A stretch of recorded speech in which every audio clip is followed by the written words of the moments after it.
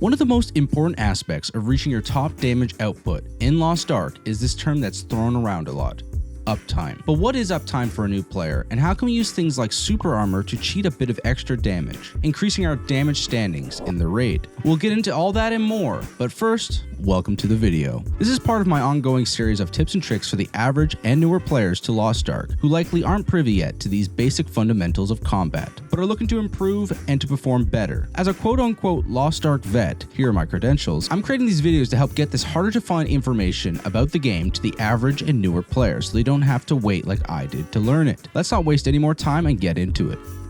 So what is uptime? The simplest way to explain this is when you go to Trixion and you do your damage rotation on that stationary boss, the damage you output is essentially your perfect scenario, minus things like synergies from party mates and the massive DPS buffs from supports. This window of damage encapsulates the ability to perform the perfect rotation and never missing, thus creating a ceiling of damage for yourself. This is the number in which you strive to achieve on PvE content outside of Trixion, but this content doesn't just let you hit it, it attacks back, and typically has phases where it goes invincible, gone, or in a state of damage reduction. This makes it almost impossible to hit the ceiling, but uptime is basically describing your ability to maintain the perfect rotation of skills and damage to get as close as you can to your available ceiling. Reminder, ceilings differ per class, gearing, and boss. A raid like Gate 2 Vaultin versus something like Gate 3 Clown differ a lot. Typically, hard mode Vaultin runs only break one set of armor, so Vaultin constantly has a variable of DR throughout the fight, and the Ghost phase has him losing DR over time, while Clown has a lot of phasing that you can't really avoid, like Saws, Hooks, Marios, and Showtime, and has a strong factor of DR imposed once you hit 90 bars before Showtime. Then if we compare a class that is a constant attacker, like a Swiftness class with, let's say, a Brel 19 weapon, versus a Burst class with, let's say, an Econ 19 weapon. Depending on the scenarios, of course, you will get very different ceilings for your damage. So hopefully this term ceiling makes a bit more sense now when it's mentioned. Now, bring us back to the idea of uptime. Most of the time, the only way to get better uptime is with practice and experience with raids. Whether you study the videos prior to get a lock on basic patterns, or you just get the reps in muscle memory for timings, this is most of what it takes to increase your uptime so that you can use the damage window you are given to optimize your rotation for best output on that content. But there's one small piece to this that someone like me, who doesn't come from an MMO or a PvP background, took a long time to piece together. That's super armor and its effects on PvE content.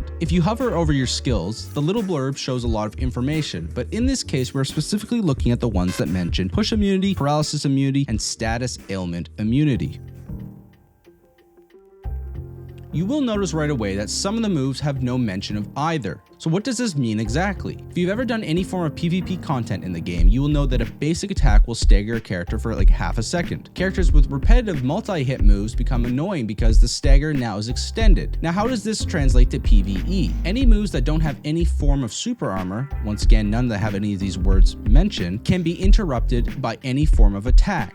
So why is there an importance to know which one has no super armor and which ones at least have level 1 super armor? First off, a lot of these attacks that have no super armor typically are synergy skills, and more selfishly, self-buffing skills. In the case of the Berserker, its Red Dust provides 33% self-crit and a 6% damage boost to itself and the party. This is what they call the Red Dust window, as this self-buff is only 6 seconds in duration, but the only way for the buffs to proc is for the Red Dust to land on the boss. Red Dust doesn't have any super armor, and if the boss does anything in the Berserker's direction while this is happening, it will be cancelled, missing out on the giant crit chance and damage increase with it. Similarly, War Dancer also has something in the same vein. A majority of its crit and attack power comes from 2 moves that they throw before their damage cycle: a Roar of Courage for crit chance for itself and the party, and Wind's Whisper for a massive amount of attack power for itself and movement and attack speed for the party. These also don't have any super armor, so when staggered while throwing them, they receive none of the benefits, and they will take an even bigger hit on damage output due to this blunder. So assessing which skills in your rotation have no super armor is just as important as knowing which ones have some of the higher tiers, as this can really affect your damage rotation, especially if they are self-buffing your attack window.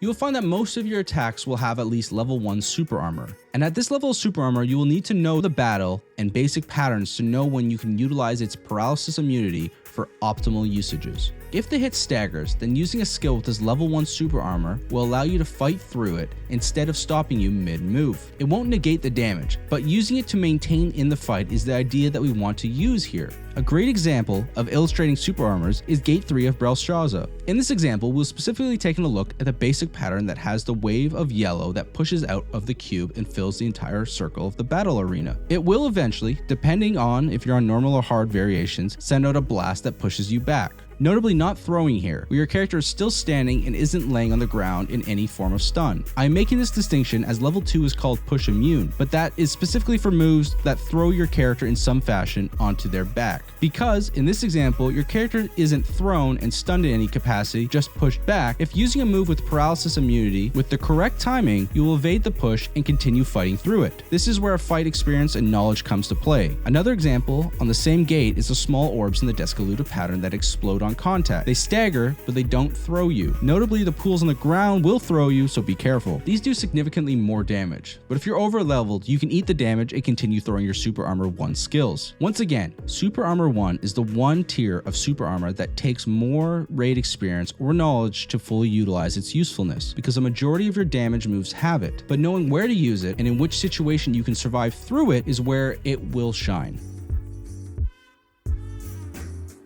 Level 2 Super Armor is the one that you can have a lot more fun with. Any pattern or move that throws your character and they are stunned on the ground can be ignored. Well, the throwing and stunning aspect that is, you will still take damage similar to level 1. Having skills with push immunity on them and that are part of the meta move set is somewhat rare. Typically, you're lucky if you have one. A lot of builds will actually defer to a tenacity tripod on a skill rather than a DPS tripod, as the net gain of using the skill to bypass a throw will in the end create a bigger damage window, thus a higher DPS. This reasoning alone shows the importance of knowing which skills have it, as they can be used to create these additional damage windows, where you may have been thrown or moved to a safe distance to avoid the throw, meaning those affected by the throw will be immobilized for a small window of time, whilst you now have an additional damage period to really pad the stats. Besides the greeting damage side of level 2 Super Armor, you can actually utilize it as a save as well. Using Gate 3 of Belshazzar as an example again, the patterns with the red rings looping around the battle arena will throw you back, and there are many variations. In cases where they throw you off the safe zone or into the fire, to prevent personal or party stacks, you can just use the push immune ability to prevent this throw, thus preventing the stacks. A more notable example would probably be from Gate 4 of Brel. Let's say you've got some unlucky positioning on one of the 2 yellow swipes Brel does that will typically throw you off the map. You can use this ability to actually prevent the throw. You will still gain meteor stacks notably, but that's a better outcome than death. Hopefully seeing now the benefits of level 2 Super Armor, you can utilize throughout your PvE experiences to not only do more damage, but also survive some more mechanics you may be a little uncomfortable with still. Classes like Destroyer and Gunlancer really utilize the Super Armor level paired with their shields to fulfill their front attacking playstyles, and is a lot of the reason why they are constantly able to be on the boss the whole entire fight.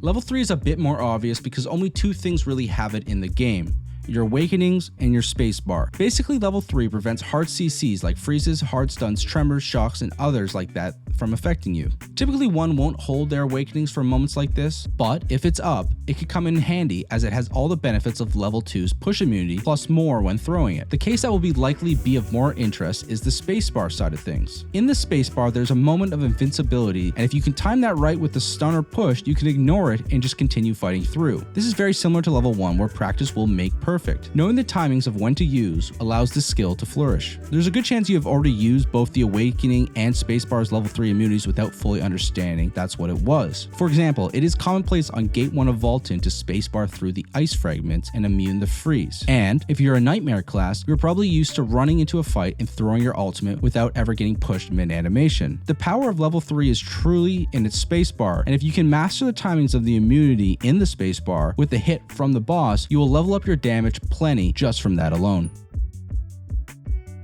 I really hope my examples have made sense, and you can see after going through each level of Super Armor in the game the benefits it could have in achieving better uptime. Because if uptime is your ability to maintain an optimal rotation while hitting the boss throughout, then the ability to immune different levels of pushes, stuns, and statuses will further help the cause of maintaining your character's ability to stay in the fight at all moments, thus getting you closer and closer to your ceiling.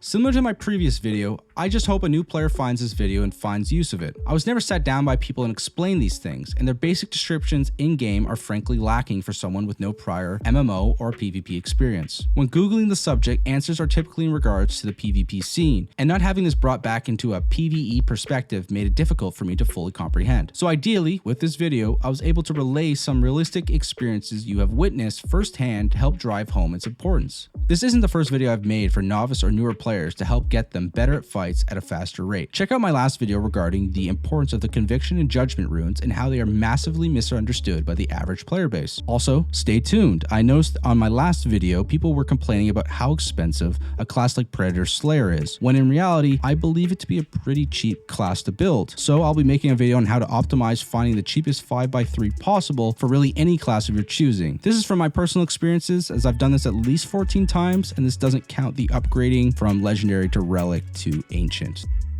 So I'll see you soon.